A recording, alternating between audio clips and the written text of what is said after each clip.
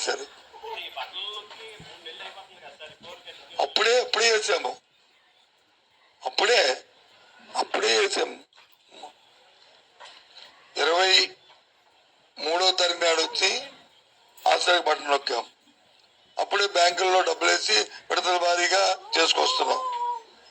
చేసుకొస్తున్న తర్వాత దాన్ని ఆపారు. 24వ తారీఖు నాడు మన ఎలక్షన్ కమిషన్కి వచ్చి దాన్ని ఆపారండి. రోజు వాళ్ళతో సంప్రదింపులు చేస్తూ రైటింగ్ లో కూడా ఏమి ఇచ్చాం. దీన్ని ఇక మిగిలిపోయింది వచ్చి ఒక 30% ఉందని ఆన్గోయింగ్, ఇది రీచ్ చేయమని చెప్పి, ఇది యాక్సెప్ట్ చేయమని చెప్పి ఆన్గోయింగ్ ప్రోగ్రామ్కి ఎందుకు మనం వాళ్ళని కోరుకోవాల్సిన అవసరం వచ్చింది? అలాగే 3వ తారీఖు నాడు దాన్ని బటన్ నొక్కాం.